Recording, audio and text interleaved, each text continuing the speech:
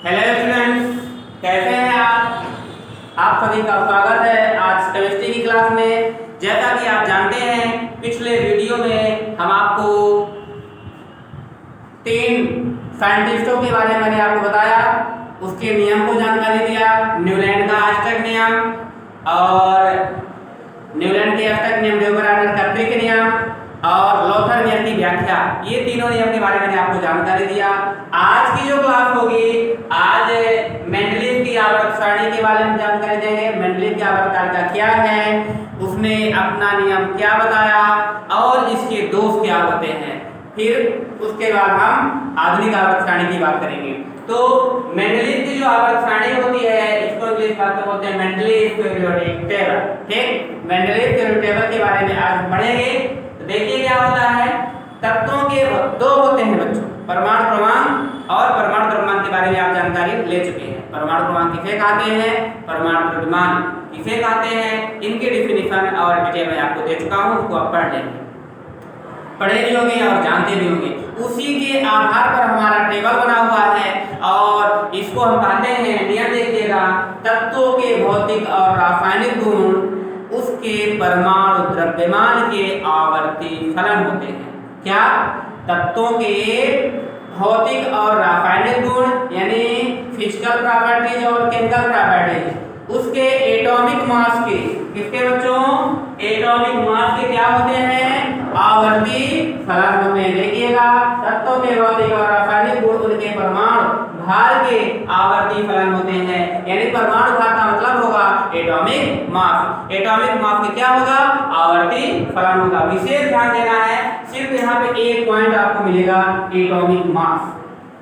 और इसी से अगर हम मेंडलीव की आवर्त सारणी की बात करेंगे, आधुनिक आवर्त सारणी की बात करेंगे, तो सिर्फ यहाँ पे चेंज हो जाएगा, तत्वों के भौतिक और रासायनिक गुण उनके परमाणु क्रमांक के आवर्ती फलन होते हैं। अगर मान लीजिए यहाँ पे परमाणु क्रमांक लिखा हुआ है, वह किसका नियम हो जाएगा? आधुनिक आवर्त सारणी का नियम हो जाएगा। हम उसको डिटेल में बात करेंगे। हम पढ़ रहे हैं मेंडलीव की आवर्त सारणी। मेंडलीव की आवर्त सारणी किस पर डिपेंड है, किस पर आधारित है? तो आप याद रखेंगे, परमाणु भार यानी एटॉमिक मास पर यह डिपेंड है, एटॉमिक मास पर आधारित है। बन जाएगा। इसको किसने बताया बच्चों? 1869 ईस्वी में रूसी वैज्ञानिक D.I. मेंडलीव। 1869 ईस्वी में क्या किया है?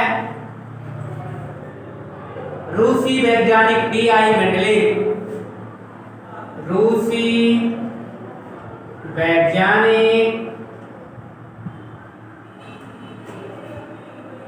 रूसी वैज्ञानिक D.I. मेंडलीव, याद रखिएगा, D.I. मेंडलीव ये साइंटिस्ट का नाम है। रूसी वैज्ञानिक D.I. मेंडलीव ने अर्थपूर्ण वर्गीकरण किया है और उनके तत्वों के साथ साथ उनके यौगिकों के गुणों के बारे में भी अध्ययन किया और एक नियम का प्रतिपादन किया, जिसे मेंडलीव का आवर्त सारणी, यानी जहाँ गुणों के उनके गुण के बारे में अध्ययन किया और एक नियम बताया और उस नियम के आधार पर उसे क्या कहा गया? मेंडलीव की आवर्त सारणी कहा जाता है। और मेंडलीव की आवर्त सारणी का नियम क्या है बच्चों? तत्वों के भौतिक और रासायनिक गुण उसके परमाणु द्रव्यमान के आवर्ती फलन होते हैं। ठीक है, ये आपका नियम है। अब इसके आगे बात करते हैं मेंडलीव की आवर्त सारणी के प्रमुख लक्षण। मेंडलीव की आवर्त सारणी के प्रमुख लक्षण क्या है, तो थोड़ा देखिएगा, लक्षण के बारे में थोड़ा अध्ययन करते हैं। कैरेक्टर क्या है इनका? देखिए, आपको मैं शायद पहले वीडियो में आपको जानकारी दिया हूं कि मेंडलीव की आवर्त सारणी और आधुनिक आवर्त सारणी दोनों के बारे में जानकारी दिया। जो मेंडलीव की आवर्त सारणी होती है बच्चों, 1 से लेकर के 9 वर्ग होते हैं। मतलब कहना चाहिए 1 से 9 तक वर्ग होते हैं। किसके? मेंडलीव के कितने वर्ग होते हैं? 1 से 9 तक होते हैं। लेकिन अगर आवर्त की बात करूंगा तो 1 से लेकर के कितने होते हैं बच्चों? 7 आवर्त होते हैं। पहले इसका कैरेक्टर पहला वर्ग है, याद रखिएगा, 1 से लेकर 9 तक वर्ग होते हैं जिन्हें ग्रुप बोला जाता है और किस रूप में होते हैं? वर्टिकल कॉलम में होते हैं बच्चों, 36 कॉलम में ऐसे पड़े रहते हैं। और वर्टिकल कॉलम किसको बोला जाता है, और जो एक दूसरे के आवर्त में स्टेप बाय स्टेप यानी 7 आवर्त होते हैं, इसको हॉरिजॉन्टल बोला जाता है। ठीक है, या अगर इस प्रकार से कॉलम है इसको हम क्या बोलेंगे बच्चों, वर्टिकल कॉलम बोलते हैं। और अगर जो ऐसा लेटा हुआ है, पड़ा हुआ है, इसको हम क्या बोलते हैं बच्चों, हॉरिजॉन्टल फॉर्म में है। हॉरिजॉन्टल फॉर्म का मतलब क्या हुआ, सीधे आवर्त के रूप में है, क्षैतिज फॉर्म में पड़े हुए हैं। तो क्षैतिज का मतलब क्या बता दिया गया, 7 आवर्त होते हैं और एक फेनों का वर्ग होते हैं। किसकी बात हो रही है, मेंडलीव की बात हो रही है। ये पहला गुण है। और आगे देखिए क्या कहा, प्रथम 7 समूहों को उप समूहों में बांटा गया जिन्हें ए तथा बी कहा गया। उप समूह ए बाईं ओर और बी दाईं ओर स्थित रखा है।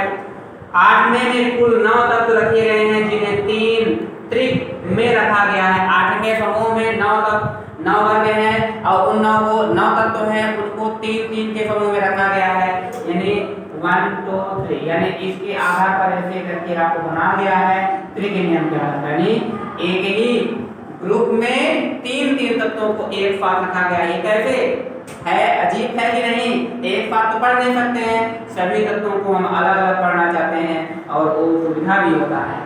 लास्ट में समूह 0 में निष्क्रिय गैसों को रखा गया, यानी लास्ट में उन्होंने क्या किया, 0 में क्या कर दिया, निष्क्रिय गैसों को रख दिया गया। दूसरा पॉइंट है समूह ए तथा समूह बी के तत्व आवर्त 4 5 6 7 में अस्तित्व आते हैं। इस पर पहचानना जा सके इसके लिए उपवर्ग ए या उपसमूह ए तत्व में डिब्बे के बाईं ओर तथा उपसमूह बी के तत्व दाईं ओर के नीचे लिखा जाता है। यानी डिब्बे के बाईं ओर दाईं ओर नीचे जो बता रहा है वो अब एक समूह को रखा गया है। लास्ट पॉइंट है आपका मेंडलीव आवर्त तालिका का महत्व, यानी मेंडलीव के आवर्त तालिका का महत्व क्या होता है, थोड़ा इसके बारे में अध्ययन कर लेते हैं। ठीक है, मेंडलीव के आवर्त तालिका का महत्व।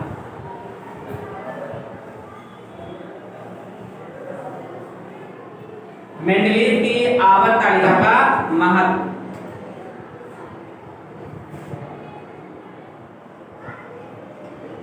मेंडलीव की आवर्त तालिका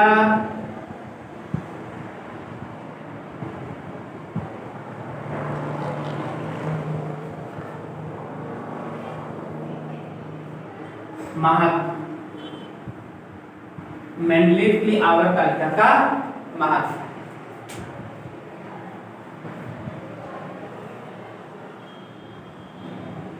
मेंडलीव की आवर्त तालिका का महत्व क्या होगा, इसमें पहला पॉइंट होता है रसायन शास्त्र का विधिवत अध्ययन।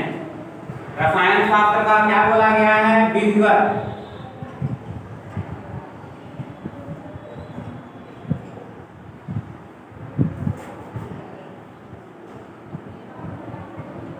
रसायन शास्त्र का विधिवत अध्ययन, यानी एक विस्तृत अध्ययन किया गया है इसका, रसायन शास्त्र का विधिवत अध्ययन किया गया है। वो उसमें क्या गया है, समान गुणधर्म वाले तत्वों को एक समूह में रखा गया। यदि हम किसी एक तत्व के गुणों का अनुमान लगाना चाहते हैं तो समूह के अन्य तत्वों के गुणों में हम यह तय कर सकते हैं। दूसरा पॉइंट बताया गया है नए तत्वों की भविष्यवाणी।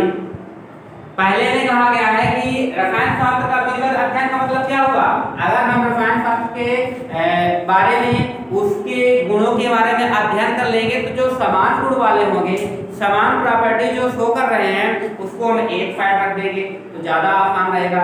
यह नहीं कि मतलब कुछ तत्व अलग अलग प्रकार की प्रॉपर्टी शो कर रहे हैं, कुछ तत्व अलग प्रकार की प्रॉपर्टी शो कर रहे हैं और उनको सब एक साथ रख दिया जाए, यानी खिचड़ी बनाकर रख दिया जाए। मतलब क्या होगा, आसान रहेगा कि डिफिकल्ट हो जाएगा, वह पूरी तरह से डिफिकल्ट हो जाएगा। फिर भी अमान्य हो गए लास्ट में जाकर के, लेकिन अपना अपना विचार दोनों रखा।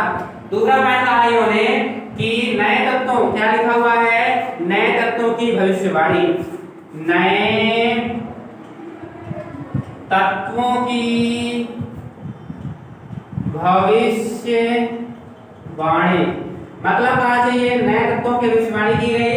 नए तत्वों के भविष्यवाणी के आधार पर उन्होंने कहा गया मेंडलीव के समय तक मात्र 56 तत्व ज्ञात थे। अब देखिए मेंडलीव के समय कितना 56 एलिमेंट्स की जांच मतलब उस समय खोजे गए थे। ये क्या है बच्चों, मतलब कहना चाहिए कि जब नए तत्वों की भविष्यवाणी हो रही उस समय तो सिर्फ मेंडलीव के समय में 56 एलिमेंट्स की खोज की गई थी और उसी के बारे में क्या हुआ था बच्चों, अध्ययन किया गया था। अब इसके बाद क्या होता है, उसमें यह जानकारी आप लोगों को हुई होगी जब मेंडलीव की आवर्त सारणी बनी थी तो सिर्फ 56 थे। इस समय कितने हैं वर्तमान में, प्रेजेंट टाइम में 118 एलिमेंट्स हैं बच्चों।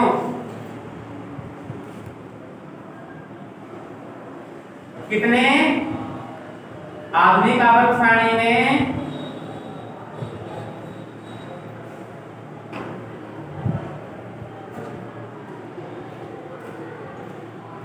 आधुनिक आवर्त सारणी में कितने हैं, आधुनिक आवर्त सारणी में 118 एलिमेंट्स हैं और जब मेंडलीव की आवर्त सारणी बनी थी तो सिर्फ कितने 56 एलिमेंट्स की खोज की गई थी। आप देख सकते हैं कितनी हमारी पुरानी आवर्त सारणी मेंडलीव की थी और कितना दोष उन्होंने निकाला होगा। और आगे देखिए, इसलिए इन तत्वों को समूहबद्ध करते समय उसे आवर्त तालिका में कई स्थान खाली छोड़ दिया गया। मतलब अगर आप पढ़ेंगे मेंडलीव की आवर्त सारणी तो कहना चाहिए कि उनके एक जगह खाली है, यानी निश्चित जगह खाली है कि जब नए तत्वों को खोजा जाएगा तो उस स्थान पर इलेक्ट्रॉन को व्यवस्थित किया जाएगा। यानी ये एक प्रकार से क्या है, समस्या ही बनी हुई है। और आगे देखिए, ताकि नए तत्वों, नए खोजे जाने वाले तत्वों को इन स्थानों पर रखा जा सके, साथ ही इन तत्वों के गुणों के बारे में उनकी भविष्यवाणी की जाए। उदाहरण के लिए स्कैंडियम, गैलेनियम, जर्मेनियम के गुणों के बारे में जो अनुमान लगाया गया था वह ठीक सत्य हो गया। कौन कौन से बच्चों, scandium, Ga, gallium, Ge, germanium. Scandium के बारे में जानकारी हो गई थी, स्कैंडियम का मतलब होता है Sc और इसके बाद Ga मतलब होगा गैलियम और Ge मतलब होगा जर्मेनियम। Sc का मतलब होगा स्कैंडियम, डी ब्लॉक का तत्व है, Ga मतलब होगा गैलियम, ये पी ब्लॉक का एलिमेंट है, Ge मतलब germanium. Scandium, titanium, vanadium, chromium, manganese, iron, cobalt, nickel, copper, zinc. ये जर्मेनियम बच्चों भी पी ब्लॉक का है, ये दोनों पी ब्लॉक के हैं, ये हमारा डी ब्लॉक का तत्व। ठीक है बच्चों, ये लास्ट पॉइंट है। फिर लास्ट में आपको और दिया गया है परमाणु भारों का संशोधन, यानी कि परमाणु भारों का संशोधन भी दिया। तीसरे पार्ट में लगाया गया परमाणु भारों में संशोधन, यानी परमाणु भार में संशोधन किया गया। परमाणु भार में संशोधन किया गया तो मेंडलीव ने अपने आवर्त तालिका की सहायता से कुछ तत्वों के परमाणु भार में संशोधन भी किया था। बेरिलियम का परमाणु भार 13.5 माना गया था क्योंकि उसका तुल्य भार 4.5 है, संयोजकता 3 मानी गई थी, किंतु मेंडलीव ने बेरिलियम की संख्या को 2 मान करके उसका परमाणु भार 9 तय कर दिया। बहुत अच्छा किया इन्होंने। निश्चित रूप से बेरिलियम का परमाणु भार कितना होता है बच्चों, 4 होता है, तो 4 दूनी 8 देखिए 9। बहुत अच्छा इन्होंने परमाणु भार को 9 बनाया, लेकिन इसके पहले कितने थे, परमाणु भार उन्होंने कितना बताया था, 13.5 माना गया था। अब बात करते हैं, और जो तुल्यांक भार था 4.5, संयोजकता 3, कहाँ पे संयोजकता 3 होती है, ऐसा नहीं है, मैं आपको प्रूव करके दिखा दूंगा। इसकी संयोजकता केवल 2 ही होगी। क्यों, रूल कहता है जिस तत्व के बाहर कक्ष में इलेक्ट्रॉन होगा वही उसकी क्या कहलाती है, संयोजकता। बेरिलियम के बाहर कक्ष में सिर्फ 2 ही इलेक्ट्रॉन है, कितने, 2, तो 2 तो वही 2 संयोजकता होगी, 3 कहाँ से आ जाएगी, ये सत्य नहीं था। लेकिन अब ये जो मेंडलीव ने बनाया वो वाकई में सत्य है। बेरिलियम का परमाणु क्रमांक 4 होता है और इसका परमाणु क्रमांक 9। अनुसंधान में सहायक मेंडलीव की आवर्त तालिका की सहायता से यह अनुमान लगाया जा सकता है कि कोई तत्व अन्य तत्वों के साथ कैसा व्यवहार करेगा, जिससे अनुसंधान में सहायता मिलती है। लास्ट टॉपिक है मेरा मेंडलीव की आवर्त तालिका के दोष। क्या होगा, मेंडलीव की आवर्त तालिका के दोष के बारे में अध्ययन करेंगे। क्या क्या कमियां निकल के आ गई, हर इंसान, हर व्यक्ति हर साइंटिस्ट, कोई भी साइंटिस्ट क्यों ना हो, कोई भी डॉक्टर क्यों ना हो, क्यों उससे हमेशा एक छोटी सी गलती हो जाती है। कितना ही बड़ा इंसान क्यों ना हो, भगवान को भी आप जानते हैं वो भी गलती किए थे, लेकिन आप सब जानते हैं, बताने की आवश्यकता नहीं है। हम इनके दोष के बारे में अध्ययन करते हैं, हमारे मेंडलीव वैज्ञानिक हैं, इनके बारे में क्या क्या कमी निकल के आ गई, तो लिख लीजिएगा मेंडलीव की आवर्त तालिका के दोष। मेंडलीव के आवर्त तालिका के दोष। क्या क्या कमी रह गई, कुछ रातों को कमी थी, तभी तो आवर्त तालिका में परिवर्तन हुआ, संशोधन हुआ और नई आवर्त तालिका का निर्माण किया गया। और वो नई आवर्त तालिका का नाम क्या होगा? आधुनिक आवर्त तालिका, यानी मॉडर्न पीरियोडिक टेबल। उसके बारे में अध्ययन करेंगे, पहले इनकी कमी के बारे में थोड़ा अध्ययन करते हैं। क्या कहा इन्होंने? तत्वों के वर्गीकरण का आवर्त तालिका में मेंडलीव का योगदान नकारा नहीं जा सका, फिर भी इसके दोष को संशोधन किया गया, सुना गया।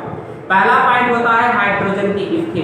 हाइड्रोजन एकमात्र ऐसा तत्व है, पहला तत्व क्या है, पहले उन्होंने दोष क्या बताया? हाइड्रोजन की स्थिति। हाइड्रोजन की स्थिति, हाइड्रोजन की स्थिति के बारे में क्या किया उन्होंने? देखिए क्या कहते हैं। हाइड्रोजन एकमात्र ऐसा तत्व है जिनके गुण समूह क्षारीयधार फर्स्ट तथा समूह 6A 7A हाइड्रोजन से मिलते जुलते हैं। ऐसी स्थिति में हाइड्रोजन को किस स्थान पर रखा जाए, ये विवाद का समाधान नहीं किया जा सका। मतलब कहना चाहिए कि हाइड्रोजन हमारा प्रथम समूह में रखा गया है, प्रथम समूह में प्रथम स्थान में प्रथम आवर्त में रखा गया है, H का मतलब होता है हाइड्रोजन। और सेवंथ A का मतलब हुआ हैलोजन, जो अभी 17वें समूह में है। अगर मैं आधुनिक आवर्त सारणी की बात करेंगे तो हैलोजन X मानते हैं और 17वें समूह में है, और मेंडलीव की आवर्त सारणी की बात करेंगे तो 7th A में रखा गया है। तो ये दोनों क्या करते थे? इससे एक दूसरे से क्या करते थे बच्चों? रिलेशन दर्शाते थे, हैलोजन से समानता दर्शाते थे।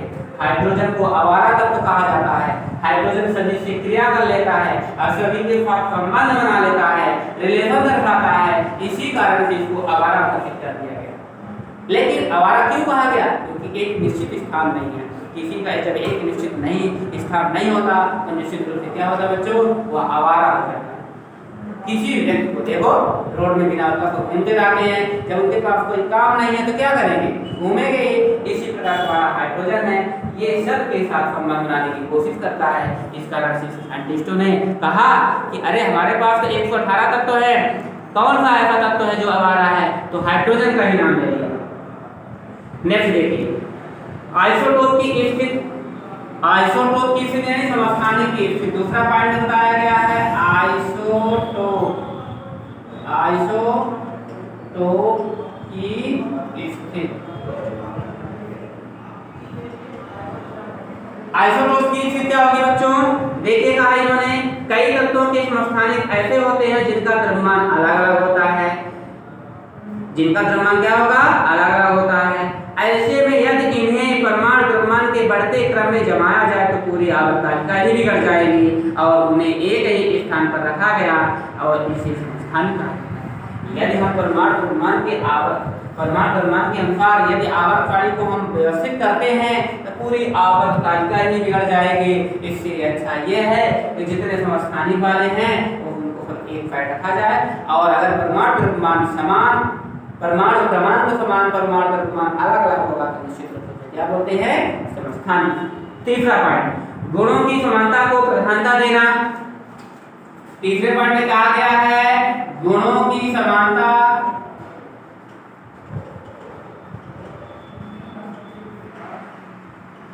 गुणों की समानता में, गुणों की समानता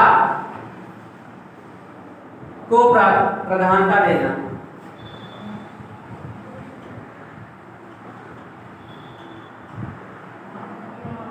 गुणों की समानता का प्रधानता का मतलब समझ में आ गया? क्या होगा? प्रधानता देना यानी प्राथमिकता देना।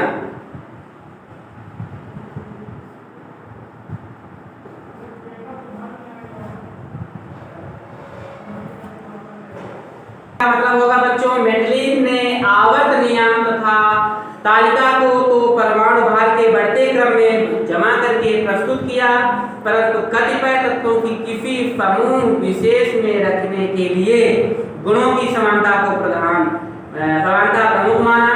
नहीं तो पोटेशियम को आर्गन के पहले रखने में समूह का स्वरूप ही बिगड़ जाता है। पोटेशियम को क्या किया जाएगा बच्चों?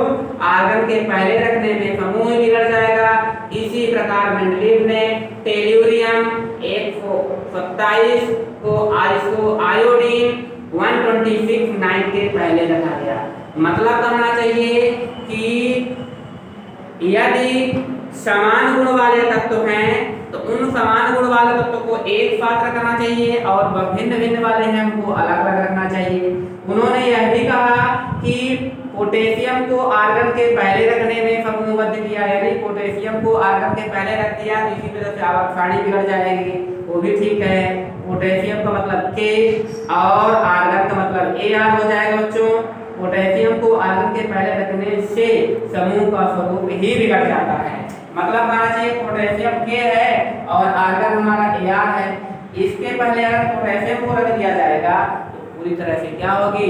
आवर्त तालिका ही बिगड़ जाएगी। क्यों? परमाणु भार के आधार पर रख दिया जाएगा।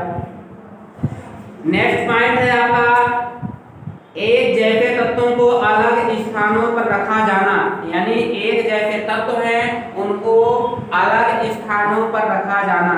एक जैसे तत्व लाभ लीजिए इनको, एक जैसे तत्व अलग स्थानों पर, एक जैसे तत्व को अलग स्थानों पर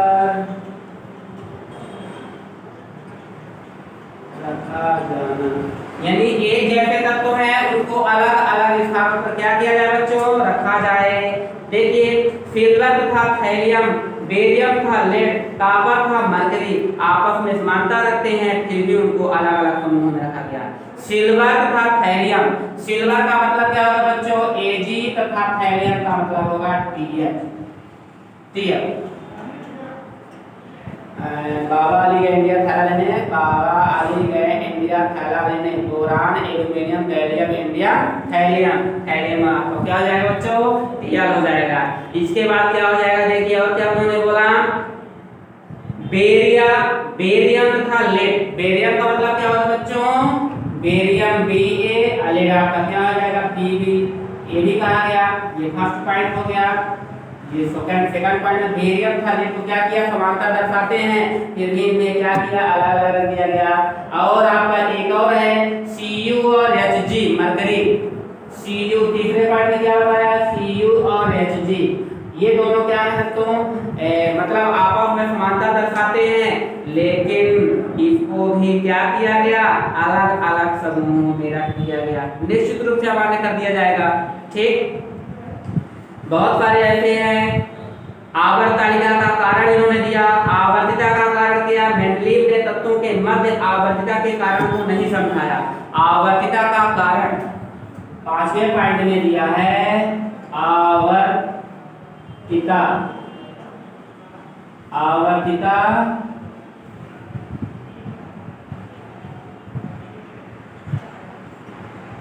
का आवर्तिता का कारण उन्होंने जब दिया उन्होंने यह बताया, क्या बताया? मेंडलीव ने तत्वों के मध्य आवर्तिता के कारण को नहीं समझाया, यानी उन्होंने आवर्तिता का कारण उन्होंने कहा कि समूह तो चेंज कर दिए तुम, लेकिन आवर्त को क्यों नहीं चेंज किए? उसके कारण को उन्होंने डिटेल नहीं दिया। समूह एक के 9 तत्वों को किन समानताओं के आधार पर एक ही जगह रख दिया गया? त्रिक नियम बना दिए गए। इसका सुसंगत उत्तर मेंडलीव के पास नहीं था। ये बहुत अच्छा इन्होंने क्वेश्चन किया है, यानी दोष बताया उन्होंने। कहा गया कि मेंडलीव ने अपने नियम के अनुसार 3 तत्वों को एक साथ रख करके त्रिक नियम तो बना दिया, त्रिक नियम घोषित कर दिया। तीन तत्त्विक नियम का मतलब तीन तत्वों को एक साथ रखा और पहले और लास्ट को जोड़ दिया गया उसके परमाणु भार का और औसत निकाल लिया तो दूसरे तत्व का परमाणु भार निकल गया, उन्होंने बना दिया। लेकिन इसके पास सुसंगत आंसर यानी सुसंगत अच्छा जवाब नहीं था, इसलिए धीरे धीरे क्या कर दिया गया, अमान्य घोषित कर दिया गया। ये था आपका मेंडलीव के आवर्तसारणी के दोष। ठीक बच्चों, समझ में आ गया। मेंडलीव के बारे में मैंने आपको जानकारी दिया। आप याद रखिएगा जब मेंडलीव आया था तो केवल 56 एलिमेंट की जांच की गई थी और उसमें एक से लेकर के 9 वर्ग थे, समूह थे, 1 से लेकर 7 आवर्त थे और ऐसी खिचड़ी बनी थी, ऐसी व्यवस्था उन्होंने किया था किसी भी तत्व को अगर पढ़ा जाएगा तो निश्चित रूप से वो भी डिस्टर्ब हो जाएगा। तो अब साइंटिस्ट थे अपना विचार बनाया, बहुत अच्छा किए, कोई उसमें मतलब नेगेटिव पॉइंट नहीं, क्योंकि उस समय तो वही तो महान व्यक्ति थे तभी तो सारणी बनाए थे।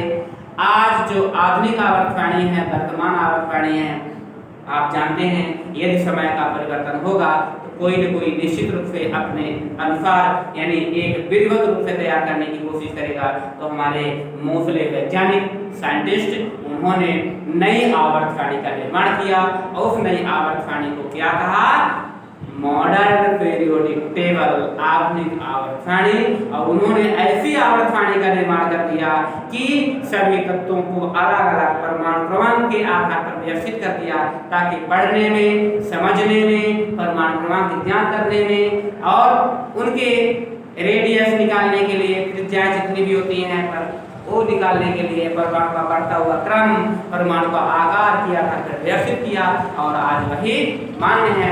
आपसे मैं एक क्वेश्चन करता हूँ, ये मान लीजिए एक सुई है और एक सुई है और रूम के अंधेरे कमरे में रखी है और ले जाकर आप रख दीजिए और फिर जाइए ढूंढने की कोशिश कीजिए, आप ढूंढते रह जाएंगे, वो सुई नहीं मिलती। जब वो सुई नहीं मिलेगी तो मतलब क्या हुआ, आप ऐसे स्थान पर रहती है वो मिल ही नहीं रही है। लेकिन अगर क्या किया जाए, एक विधिवत सारणी बना दिया जाए और सारणी में रख दिया जाए कि बुक वहाँ पर रख दिया जाए, सुई यहाँ पर रख दिया जाए, बाकी वस्तु अलग पेन यहाँ रख दिया जाए, यानी अलग अलग समूहों में उसको रख दिया जाए और चिट लगा के रख दिया जाए, हाँ ये इसका रेंज है, ये इसका रेंज है, ये इसका रेंज है। तो अलग अलग वस्तु को रखने पर सुविधा होती है, एक ही स्थान पर सब ला जाकर रख दे और ढूंढने में उसको परेशानी होगी तो निश्चित रूप से अमान्य हो गई। अब हम पढ़ते हैं अपनी मेंडलीव के स्थान पर कौन सी आवर्त सारणी होगी बच्चों, आधुनिक आवर्त सारणी, मॉडर्न पीरियोडिक टेबल, आधुनिक आवर्त सारणी।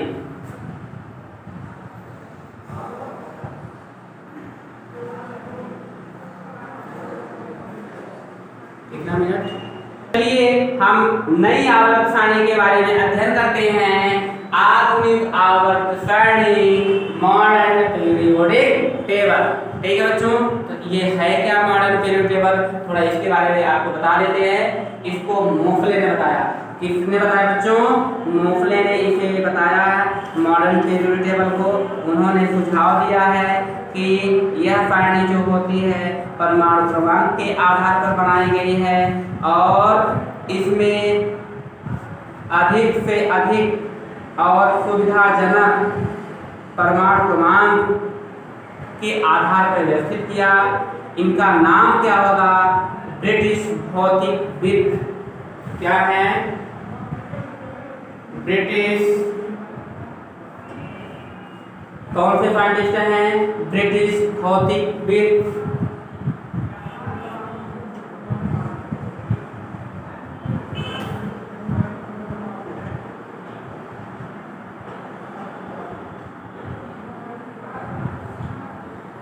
हेनरी मोफले, क्या पूरा नाम क्या होगा इनका, हेनरी मोफले। याद रखिएगा ब्रिटिश के रसायनज्ञ है ये, भौतिकविद शास्त्र भौतिक रसायनज्ञ है।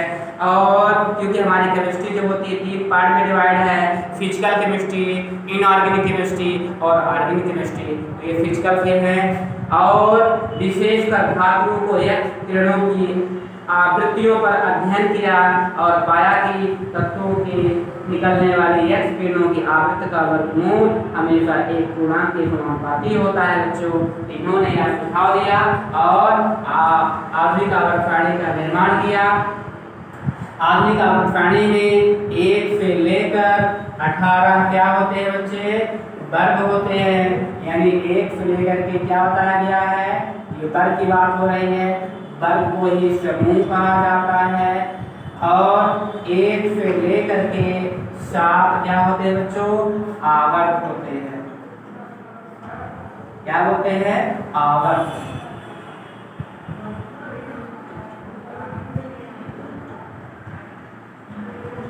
पीरियड्स बोला जाता है इंग्लिश में आवर्त को। तो 1 से 7 तक पीरियड्स होते हैं और 1 से 18 तक वर्ग होते हैं, यानी ग्रुप होते हैं। जो वर्ग होता है या का वर्टिकल आकार में रहता है, इसको हम बोलते हैं वर्ग है ये। और कितने 1 से लेकर के 18 तक। और जो 1 से लेकर के 7 तक होता है ये हॉरिजॉन्टल फॉर्म में होगा, जैसे 1 2 3 4 5 6 7, यानी एक दिशा में है हॉरिजॉन्टल, वह क्षैतिज फॉर्म में व्यवस्थित है। और कितने बच्चों, 1 2 3 4 5 6 7, ठीक है, टोटल 7 हो जाते हैं। 1 से 7 तक जो होता है उसको आवर्त कहा जाता है। 1 से 18 तक जो होता है उसे वर्ग कहा जाता है। 18 वाले समूह को सूक्ष्म समूह कहा गया है, इनर्ट ग्रुप कहा गया है, अक्रिय गैस कहा गया है। यानी बहुत ही महत्वपूर्ण पॉइंट भी है। और उस 18वें समूह से इतने महान व्यक्ति हैं कि ना तो किसी को इलेक्ट्रॉन अपना देने की कोशिश करते हैं, ना तो किसी से लेने की कोशिश करते हैं, और ना ही साझा करने के लिए कोशिश करते हैं। इतने आप ये महान व्यक्ति हैं कि ये कहते हैं कि हमको किसी की आवश्यकता नहीं है। आप जानते होंगे गांव में एक ऐसे व्यक्ति होंगे लोग जो किसी से मतलब नहीं रखते हैं, किसी से भेदभाव नहीं, मतलब अपने आप को ज्यादा महत्वपूर्ण समझते हैं। वो ऐसे ही हमारे 18 मुख्य तत्व ऐसे हैं।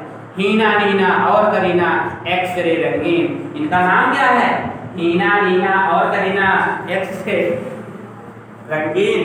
हीलियम नियान, देखिए helium नियान argon titan xenon radon, इनका नाम है। ये किसी तत्वों से क्रिया नहीं करते, ना तो किसी को इलेक्ट्रॉन देने की कोशिश करते और ना ही साझा करते। इसी कारण से उनका नाम क्या हो गया है, शून्य समूह घोषित हो गया। क्या हो गया, शून्य समूह घोषित हो गया, जीरो ग्रुप एलिमेंट बोला गया इनको। जब ना किसी भी साझा करेंगे, किसी से मतलब नहीं रहेगा तो क्या बोला जाएगा, उनको शून्य घोषित कर दिया जाएगा। तो जाओ, किसी से मतलब नहीं तो तुम जाओ पढ़े रहो, बैठे रहो, आपसे कोई ना करे। ठीक, ऐसे ही हमारा 18। चलिए अब आगे बात करते हैं। समझ गए होंगे आप, मेन पॉइंट मैं आपको यहाँ पे बता दिया हूँ। और एक तीसरा पॉइंट था, 1 से लेकर के 18 तक समूह था, 1 से 7 तक आपका आवर्त था। और यह परमाणु क्रमांक पर आधारित है। किस पर, परमाणु क्रमांक, एटॉमिक नंबर पर डिपेंड है ये आप। हम नियम पढ़ते हैं, तत्वों के भौतिक और रासायनिक गुण। तत्वों के भौतिक और रासायनिक गुण, उनके परमाणु क्रमांक। परमाणु क्रमांक क्या बोलते हैं बच्चों, एटॉमिक नंबर। यानी तत्वों के भौतिक और रासायनिक गुण उनके परमाणु क्रमांक के क्या होते हैं, आवर्ती, परमाणु क्रमांक के आवर्ती फलन।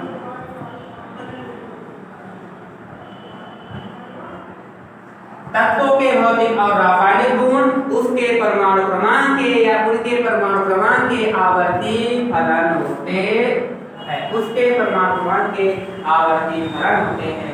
ये हमारा किसका नियम बच्चों, आधुनिक आवर्त सारणी का नियम है, मेंडलीव का नहीं, आधुनिक आवर्त सारणी का नियम है। आगे बात करते हैं अर्थात यदि तत्वों को उनके बढ़ते हुए परमाणु क्रमांक में व्यवस्थित किया जाए तो एक निश्चित अंतराल के बाद गुणों में समानता की पुनरावृत्ति होती है। इन्होंने कहा अर्थात यदि इनके तत्वों को परमाणु क्रमांक के बढ़ते हुए क्रम में व्यवस्थित किया जाए तो लास्ट में अंततः एक ऐसी स्थिति आ जाएगी कि सभी तत्वों का जो गुण होता है, प्रॉपर्टी होती है, वह एक समान होती है, यानी समानता का व्यवहार करती है। आधुनिक आवर्त नियम का औचित्य, तो देखिए आधुनिक आवर्त नियम का औचित्य निरीक्षण क्या किया गया। मेंडलीव के बाद आने वाले वर्षों में यह जान लिया गया कि किसी तत्व का परमाणु क्रमांक उसमें उपस्थित इलेक्ट्रॉन या प्रोटॉन की संख्या के बराबर होता है। परमाणु की संख्या द्रव्यमान प्रोटॉन तथा न्यूट्रॉन की संख्या के योग के बराबर होगा, यानी द्रव्यमान जो संख्या होगा, द्रव्यमान संख्या क्या बताया गया, प्रोटॉन और न्यूट्रॉनों की संख्या के योग के बराबर होगा। जो हमारा एटॉमिक नंबर होगा बच्चों, एटॉमिक जो नंबर होता है उन्होंने बताया है कि प्रोटॉनों की संख्या बराबर इलेक्ट्रॉनों की संख्या, यानी प्रोटॉन और इलेक्ट्रॉनों की संख्या के बराबर होता है बच्चों। लेकिन यदि हम एटॉमिक मास की बात करते हैं, एटॉमिक मास की बात करते हैं, यह क्या होता है, प्रोटॉनों और न्यूट्रॉनों की संख्या, प्रोटॉनों और न्यूट्रॉनों की संख्या का योग, प्रोटॉनों प्लस न्यूट्रॉनों की संख्या के योग के बराबर होता है। यानी ये औचित्य पहले से निरीक्षण हो गया था कि जब एटॉमिक नंबर आएगा यानी परमाणु क्रमांक आएगा तो वो प्रोटॉनों की संख्या और इलेक्ट्रॉनों की संख्या के बराबर हो जाएगा। अब परमाणु क्रमांक को क्या बोलते हैं बच्चों, एटॉमिक नंबर को जेड दर्शाते हैं, एटॉमिक मास को कैपिटल ए से दर्शाते हैं। तो और जो एटॉमिक मास होगा वह प्रोटॉनों की संख्या और न्यूट्रॉनों की संख्या के क्या योग के बराबर होता है। ये पहले से चल रहा था। अभी भी ज्ञात हो गया कि परमाणु, यह भी ज्ञात हो गया कि परमाणु का द्रव्यमान उनके नाभिक में केंद्रित रहता है, यानी परमाणु का जो द्रव्यमान रहता है कहाँ, नाभिक में रहता है। किसी तत्व के गुणों की नाभिक के कुछ लेना देना नहीं होता, बल्कि उनके गुण नाभिक के चारों ओर परमाणु क्रमांक के तुल्य इलेक्ट्रॉनों की जमावट पर निर्भर करते हैं। इसलिए यदि तत्वों के गुण इलेक्ट्रॉनों की संख्या अर्थात परमाणु क्रमांक के आवर्ती फलन होते हैं तो विन्यास उचित है, ना कि परमाणु भार जैसा मेंडलीव के अनुसार है। यानी यदि परमाणु क्रमांक के अनुसार इनको व्यवस्थित किया जाता है तो यह नियम बहुत ही सत्य है और प्रभावशील है। ठीक है बच्चों, आगे थोड़ी दो पॉइंट दिया गया, इसको भी पढ़ लेते हैं। आवर्तिता का कारण, देखिए मेंडलीव के बारे में, मेंडलीव ने क्या किया था, आवर्तिता का कारण नहीं दिया था। आवर्तिता का कारण जब ये नहीं दिया तो कौन से वैज्ञानिक आए, मोसले, उन्होंने आवर्तिता का कारण दिया है। पढ़ते हैं, आवर्तिता का कारण, क्या कारण है, उनसे पूछा गया था आवर्तिता का क्या कारण है, जवाब दीजिए, तो कुछ भी जवाब नहीं दिए। लेकिन चलिए हम मोसले के साइंटिस्टों के बारे में पढ़ते हैं कि मोसले ने क्या कहा। मोसले ने कहा आधुनिक इलेक्ट्रॉन विन्यास जो कि बढ़ते हुए ऊर्जा स्तर के आधार पर दिया गया है। आधुनिक इलेक्ट्रॉन जो विन्यास होता है, क्या क्या, आधुनिक इलेक्ट्रॉन विन्यास, आधुनिक इलेक्ट्रॉन विन्यास ऊर्जा के बढ़ते हुए, ऊर्जा के बढ़ते हुए, यानी ऊर्जा के बढ़ते हुए क्रम में उन्होंने दिया को यदि देखा जाए तो अंतिम कक्ष में इलेक्ट्रॉनिक विन्यास की वास्तव में पुनरावृत्ति होती है। इलेक्ट्रॉनिक विन्यास की वास्तव में क्या होती है बच्चों, पुनरावृत्ति होती है। जब इलेक्ट्रॉनिक विन्यास की पुनरावृत्ति होगी तो भी गुणों की पुनरावृत्ति होगी, अर्थात हम छार धातुओं के इलेक्ट्रॉनिक विन्यास को देखते हैं। इन्होंने बहुत अच्छा कहा कि यदि हम इलेक्ट्रॉनिक विन्यास करते हैं तो जो बाहरी कक्षा में इलेक्ट्रॉन होता है वह एक दूसरे की पुनरावृत्ति कर रहे हैं, यानी वही इलेक्ट्रॉन आ रहा है, पुनः लास्ट वाले इलेक्ट्रॉन की इलेक्ट्रॉनिक विन्यास करते हैं तब भी आता है, यानी उसकी पुनरावृत्ति हो रही है। तो उनके गुण भी की, यानी उनके गुणों की भी क्या होगी बच्चों, पुनरावृत्ति होगी। समझ में आ रहा है बच्चों?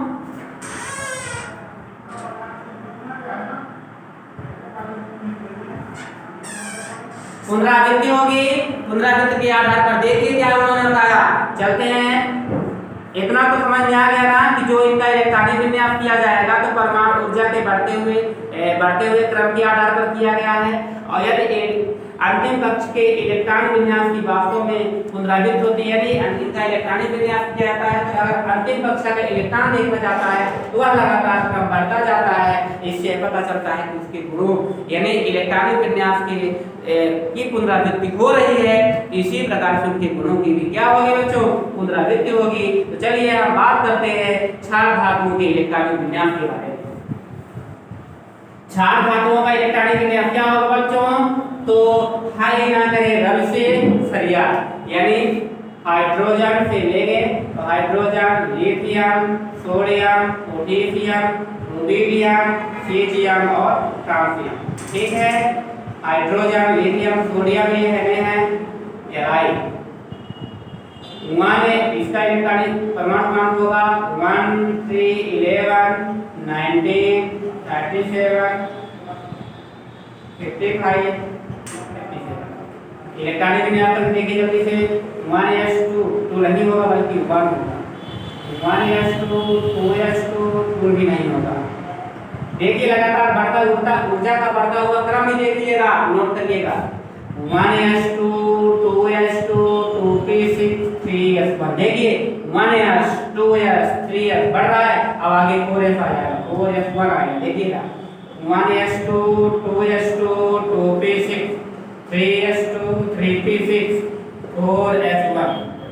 देखिए 10 18 19 1s2 2s2 2p6 3s2 3p6 4s2 3d10 4p6 5s2 4d 4 5 भी हो गया, नहीं हो जाएगा, 5s1 आएगा यहाँ पे। देखिए 10 20 30 36 देखिए 37 आ गया।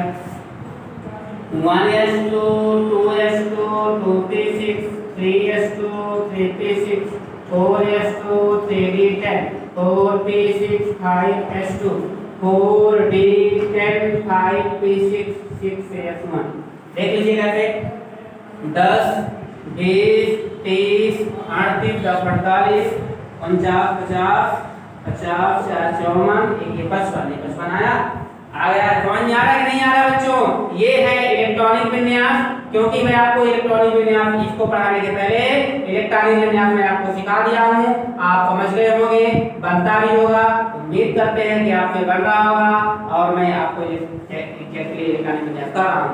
ये देखिए अपने नियम के अनुसार, रूल के अनुसार जो इलेक्ट्रॉनिक विन्यास किया था उसको मैं कर रहा हूँ। 2 बार एस, 2 बार पीएस, पीएस डीपीएस, ये क्या होगा डीपीएस एफडीपीएस। देखिएगा 1 2 इलेक्ट्रॉन पहले डाल देते हैं 2 2 6 2 6 2 डी का 10 होगा, पी का 6 होगा, डी एफ का 2 होगा, डी का 10 होगा, पी का 6 होगा 2, एफ का 14 होगा, डी का 10 होगा, पी का 6 होगा और ये 2 100% आ गया होगा। देखिएगा 2 4 6 4 10 2 12 6 18 2 20 20 30 30 36 37 38 38 38 39 40 40 46 46 10 56 56 4 60 10 70 10 80 86 21 87 88 यानी 88 आ रहा है, ये 87 यहाँ पे 87 है। और 1 2 इसको 3 कर दीजिए, हम लगातार रहेंगे, चलो ज्यादा अच्छा रहेगा। देखिए 1 2 इसको 2 3 तो हो गया 4 4 5 6 7 यस तो खत्म हो गया। पी चलते हैं, पी 2 से स्टार्ट होता है 2 3 4 5 6 ये भी कंप्लीट हो गया। अब आपका एस भी कंप्लीट, पी भी कंप्लीट। डी देखिए डी 3 से स्टार्ट होता है तो 3 3 4 5 ये भी कंप्लीट। अब क्या बचा, एफ बच रहा है तो आपका ये 4, एफ कहाँ से स्टार्ट होता है 4। और क्या कर दीजिए बच्चों, कामा लगा दीजिए। ये देखिए बहुत ही आसान, ये तो मुझे कंफर्म है सब कि जिसका पूछना हो आप पूछ लीजिए, मैं आपके सामने तुरंत दे दूंगा।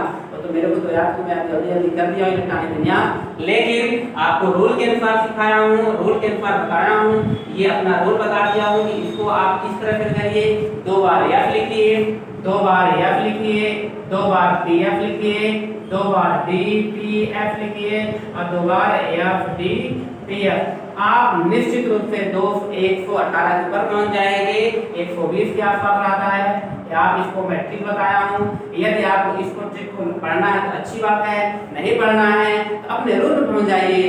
1s2 3s3 3 4s4 इस प्रकार से लिखिए और काटिए, फिर ऊर्जा टर्म लिखिए, तब जाकर इलेक्ट्रॉनिक विन्यास होगा। तो क्यों 5 मिनट बर्बाद करोगे? आपको रूल बताया गया है, इस रूल के आधार पर करिए, क्या समस्या है? तो ये देखिए, एक बार और काउंट कर लीजिए अगर आपको कोई प्रॉब्लम हो।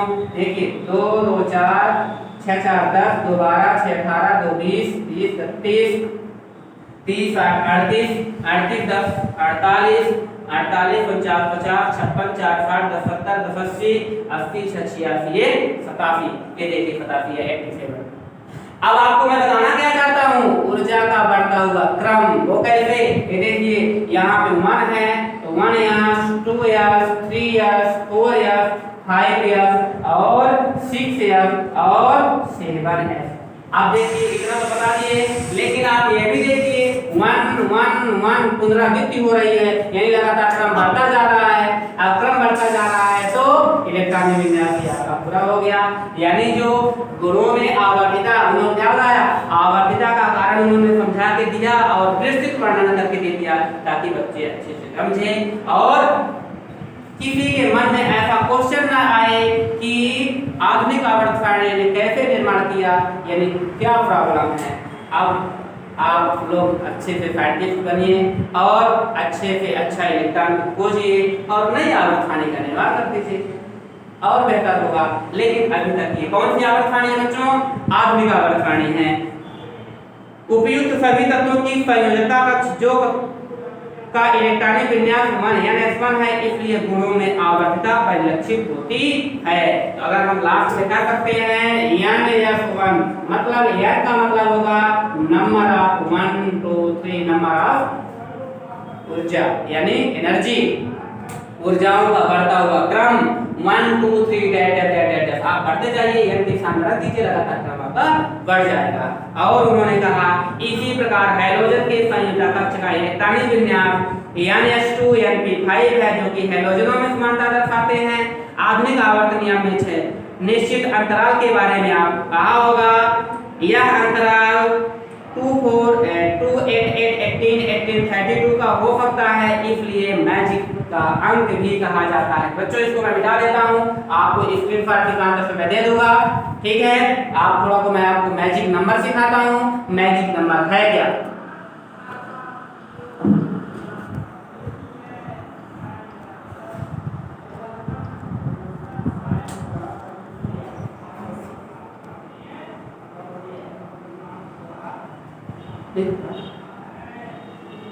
बच्चों आपको हम इसमें मैजिक नंबर की सहायता से आपको दे देंगे, आप उसको अच्छे से पढ़ लीजिएगा, ठीक है। तो उसमें आपको यह जानकारी हो जाएगी। मैजिक नंबर थोड़ा 2 मिनट के अंदर बता लेते हैं और इसके बाद नेक्स्ट वीडियो बनाएंगे बच्चों, ठीक है। मैजिक नंबर है क्या? देखिए क्या होता है बच्चों, एक ट्रिक के माध्यम से आप पढ़ेंगे 2 8 8 18 18 32 2 8 8 18 18 32 और इसलिए इन्हें मैजिक अंक कहा गया है। क्या बोला गया है? मैजिक अंक या मैजिक नंबर।